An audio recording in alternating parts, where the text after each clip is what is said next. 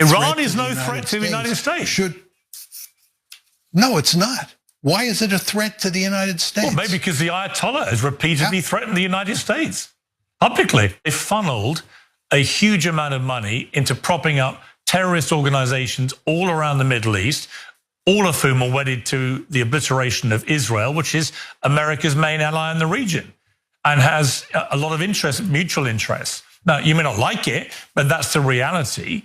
And so, yes, they represent a threat to one of America's main allies. Well, as you just heard there, during a debate between Piers Morgan and political scholar John Mearsheimer, Morgan claimed that Iran is a threat to the United States, only to immediately correct himself, which I'm happy about, and state that Iran in reality only poses a threat to an ally of the United States, and that of course is Israel.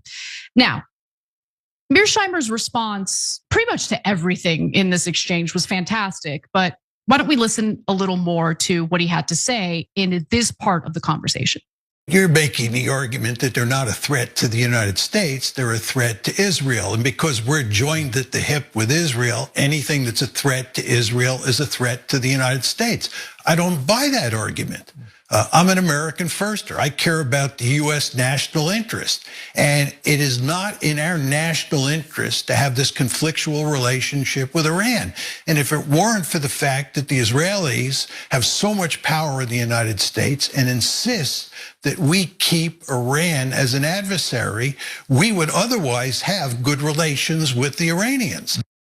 I mean, he's absolutely right about that. And in fact, his book, which he co-wrote with another political scientist, scholar Stephen Walt, called The Israel Lobby, really delves into the reasons why the US went into various Middle Eastern wars, but Iraq in particular, right in 2003, the preemptive war.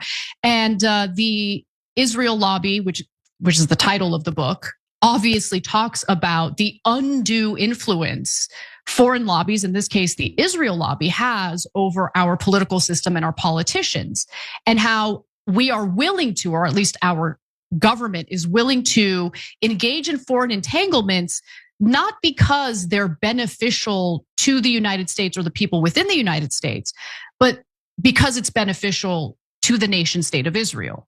So as we all know, we've seen the videos dating back to the 80s. Netanyahu has been pushing for war with Iran for a very long time. He's been wanting regime change in Iran for a very long time. But Israel doesn't have the capacity or capability